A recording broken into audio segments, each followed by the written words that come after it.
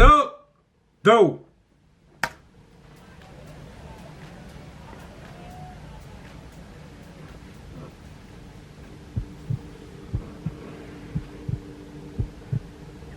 It was Memorial Day weekend, so my friend group rented a lakefront house for the weekend 3 hours away from home. It was cheap because it was in the middle of nowhere in North Carolina. Oh, it was shit. Kelly, I'm in Jamie, North Carolina. Crystal, Rich, Adam, and myself. We all piled into Adam's truck. I was the one to find this place on Airbnb. What was most appealing about it was the big deck with the hot tub on it that overlooked the lake. There was also a fire pit right by the water with a bunch of Adirondack chairs around it. Everything about it seemed perfect for a few days and nights of getting wasted with some friends. The Airbnb host told me that when we got to the property, there was a hidden key behind the mailbox to unlock the front driveway gate. The driveway was made of gravel and dirt, and it cut through a small opening in the woods, bringing us slightly uphill to a bigger opening where the house was. Adam parked the truck right next to the front deck.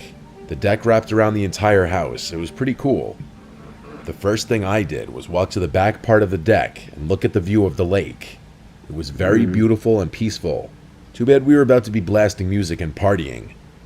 Right as we were done unpacking, everyone cracked open beers, and we wasted no time letting the weekend begin.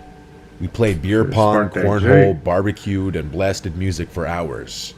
We were really loud because, as far as we knew, this was the only house around here. It's not like there were any nearby neighbors to complain. The phone connection out there was very spotty, so we really were just living in the moment, socializing with each other, not distracted by social media and whatnot. As it was getting darker and we were sitting by the fire pit, we all got startled when a voice came from the edge of the woods. It was some middle-aged woman with short hair. She started yelling at us to lower the music, so someone lowered the volume of the music, and the woman started more or less lecturing us, saying how we out-of-towners always come here and litter in the lake and create nothing but noise. Shit. She seemed like genuine white trash. I apologized on behalf of all of us, and one of the girls asked the woman if she lived nearby and if she could hear the music.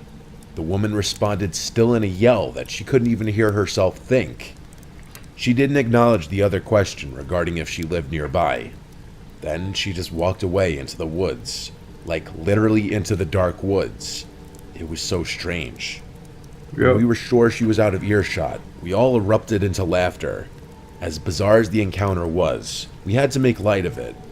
But it also did put a slight damper on things, considering we thought for sure we were far enough away from any neighboring houses to blast music and be loud.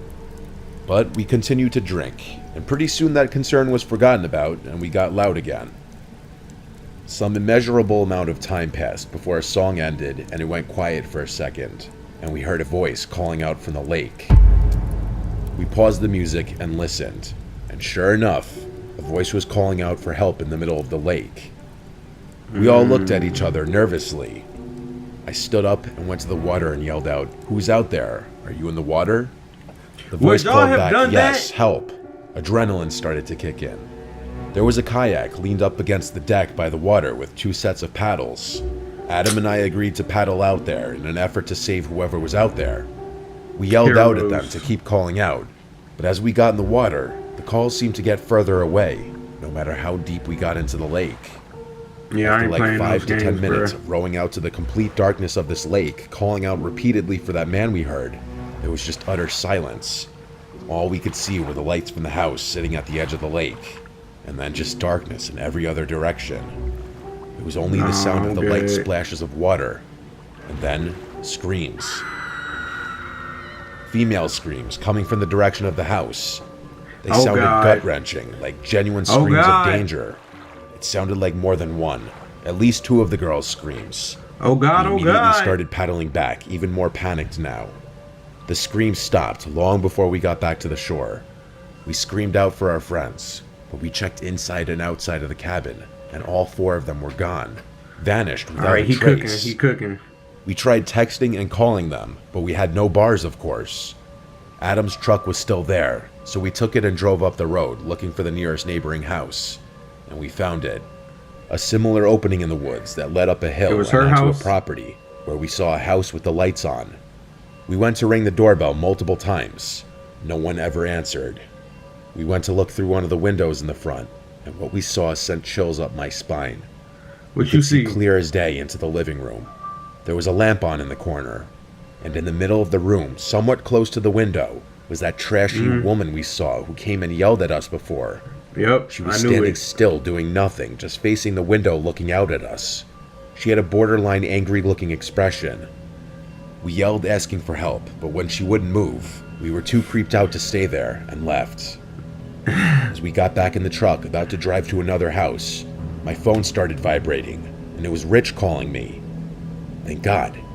I picked up and asked where they were, what happened. Dude, But I could where are barely you? get a word in, as Rich said there were 2 men with axes in their hands, wearing masks over their heads, walking towards them out of the woods, hence why the girls screamed, and they all ran away down the road.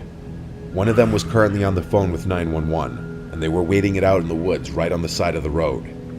It wasn't long after that the call disconnected, and I wasn't able to Why reach would you him leave again. the house? So we waited on the side of the road not far from the house, and when we finally saw flashing lights coming down the road, we waved them down and asked them to help us find our friends first. So we drove up the road until we saw our friends come out from the woods waving their hands. We scooped them up and followed the police back to the house. But here, we collected all of our belongings, as Rich and the girls all frantically recounted what they had just went through. The Airbnb was oddly enough not broken into from what it seemed, and none of our stuff was taken. There was no sign of any men with axes. We also told of the cries for help in the lake, which I believe prompted a search team coming to the scene, but by then we were already long gone out of that place. Bruh, We that never was looked a back. good story, but like After it much was persistence no... and battling with Airbnb and the host, we got our money back for the stay. Well, most of it. None of us could ever figure out this situation. Like if it was all a trap. If the calls for Come help on, from the lake bruh. were linked with the men approaching the house with the axes. Come That on, woman man. was That also wasn't... affiliated somehow with this. Was it just to scare us out of there? Or were they really going to attack us? I don't know. I don't care. I just I don't don't do know remote about that places story, anymore after this. And I know the girls I don't won't know. ever either. I don't know about that story, bro. I'm not even gonna lie. Let me know if y'all like that. I don't think I like that story. It was nothing. It was That Memorial was Day a campfire weekend of story. 2021. All right. The Memorial world Day. was recovering from COVID. Campfire-ass Everyone story. was looking to celebrate. That included my friends and I. Our friend Jacob has a really nice big boat. Well, his dad has a big nice boat, but Jacob gets to use it. The lucky bastard was born into a lot of money.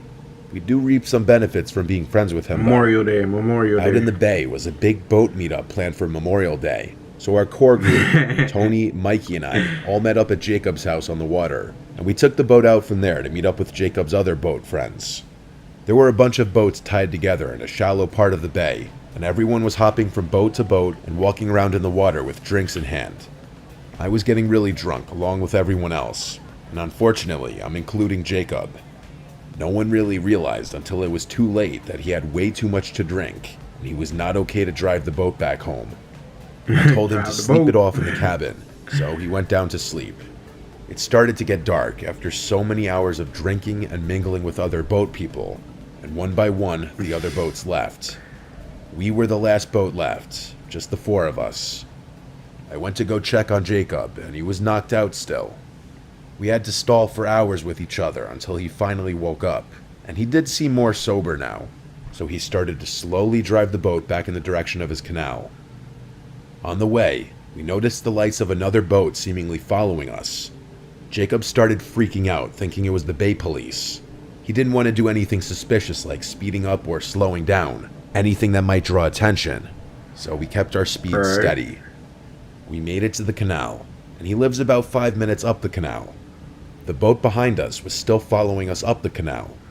Jacob was really starting to freak out, worried he'd get a DUI and lose his license. Would y'all live and that of course close his to the dad water? killing him. I don't know if I The would. canal's a no-wake zone, so we had to slow it down even more as we went down the canal. Too many The boat behind bugs us was catching up as you to get us. close to water. At this point, we were fully expecting the boat to be a police boat. We started discussing a story to stick to, that we took the boat out and just hung out on the bay. We started hiding all the beer cans, ready to lie completely about having had any beer. We got to Jacob's Right. dock, and he looped the boat around to align it next to it. He did it pretty smoothly for someone who was intoxicated. The boat that was tailing us the entire time approached, and as it began to pass us, we realized it wasn't a police boat at all. It was just a random boat. And Jacob said out loud, "Who the fuck is this?" He knows everyone on his canal, and he said he'd never seen that boat. As it directly passed us, we saw 3 men standing on the back of the boat looking at us. It was honestly in a very aggressive way. Jacob taunted them and said, "What?" None of them responded. As you should. Their boat passed us, and they continued to watch us. While we were all relieved it wasn't the police, Jacob was now nervous as to why they followed us all the way down the canal when they don't even live on this canal. I said perhaps it's someone visiting a friend's house for Memorial Day, and he reluctantly agreed and said could be. He tied up the boat to the dock, and we helped the best we could. He said he'd clean it tomorrow. We all went inside of his house. His parents weren't home this weekend. He had the place to himself, so we suggested throwing a last-minute pool party. But it was already like 10 o'clock, and there wasn't really any chance of throwing anything big that last minute. So the 4 of us went back outside to just hang by the pool, continuing to drink, with all of us planning on crashing at Jacob's place for the night. That boat passed by the house again within maybe 10 minutes. Oh, shit. That's when we really got suspicious. He spun the Men block. on the boat again stared at us, and this time Jacob said nothing. The night became a daze at some point after this. My memory gets really foggy as I guess I blacked out. The next thing I remember is waking up with extreme cottonmouth in the middle of the night. At first, I thought the unbearable thirst I was feeling was what caused me to suddenly wake up, but I was very wrong. I looked around the room and saw Tony and Mikey on the couch as well, sleeping. I went to the kitchen to drink some water from the faucet like a water fountain. That's how thirsty I was. But in the kitchen, I was met with someone else, dressed in a cliche all-black robbery outfit, including a black ski mask, and he was clear as day holding a gun. I didn't scream. He aimed the gun at me and told me not to make a sound. An unexplainable feeling, knowing that my existence could have ended at any given moment and everything would turn black, washed over my body. He said to me in a quiet voice, "Where is the owner of the house?" I whispered, "I don't know." He asked me where the owner's bedroom is, and I shakily said upstairs. He had me lead him upstairs as he was behind me with a gun to my back. He threatened to shoot me if I made any sudden moves or calls for help. It was when I got to the top of the stairs that I realized there were 2 men behind me, not just one, both of them in the same all-black robbery attire. I really didn't want to, but I led them to Jacob's room, where he was passed out sleeping as well. The 2 men shut the bedroom door and had me wake Jacob up without making a commotion. Jacob came to reality, looking around the room, and momentarily freaking out before one of the men got closer to him with the gun in his face, telling him to be quiet. Hit him. This was when the man with the gun pointed at Jacob demanded to know where the safe was. Jacob's family's loaded, and their house is huge, along with their boat, and it's common for rich families to have safes somewhere in the house. Jacob led the 2 men and myself to his dad's room, to a certain closet, and at this point, they forced him to call his dad to get the combination. Jacob explained to his dad that we were being held at gunpoint, and he needed to give the combination, so Jacob's dad complied. The 2 men took all the contents inside of the safe and put them into a bag. This included savings bonds, cash, jewelry, and various important documents. After this, they ran out of the house. We didn't hear a car speed away or anything, so they must have had a getaway vehicle further away, not on the block. But after posting on multiple outlets, including the Ring Neighbors feature, and reporting it to local news outlets, no one really could identify the 2 men. I think it's fairly safe to say those men on the boat followed us to find out where Jacob lived, since it was a very nice boat. If I was Jacob, they must have seen I would have potential had me dollar a signs. strap, bruh. I'd never been so scared in my life. I actually could have been killed. As soon as they would have ran away, it would have been bow, bow, bow, bow, bow. Like, oh my goodness, bro. You're not taking my money and my documents. Like, they took your socials and shit. You know what I mean? That's crazy. Alright, story number 2 was way better than story number 1. I'm just gonna say that now, but it was a Memorial Day scary story thing, so I give it a pass, because yeah, I really was trying, I thought it was gonna be spooky, but you know what I mean, it was decent, it was intriguing, you know what I mean. Let me know in the comment section below, how do y'all feel about these stories? First one way better, second one way better than the first one, way better. But yeah, y'all let me know how y'all feel about these. Somebody asked me to do Mr. Nightmare.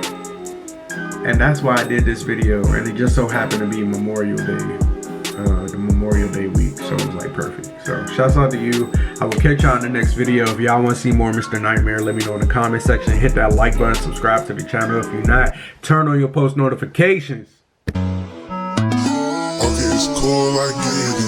Say y'all niggas hoes, they breaking the code, we already know we is it. What's good with your bro, they head on the low, so I don't do the friendship. I'm good in the foe, but I already know that I gotta do the grip it. Okay, it's cool, I get it.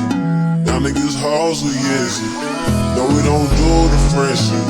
I gotta do the grip it. Got me a bean, they miss it. Niggas, they talk, they diss it. Yeah, came from the gutter, we different. Yeah, came from the gutter, we different. Hey, we don't know why. Middle fingers to the sky. Is you with me, he gon' ride. He said if you real, pussy nigga, don't you lie. Why you gotta be that guy? Yeah, stay with the steel. I ain't even gotta try. When I pop up, they gon' cry. Yeah, they be on game. Pussy nigga, you a lame. Catch your body, pay the stain. I came from the gutter, I came from the motherfuckers. Nigga! I had it just split in the time. Fuck everybody, I know they gon' laugh in my face, but I gotta just stay on the grind. Fuck you, just stay. That wasn't no ball.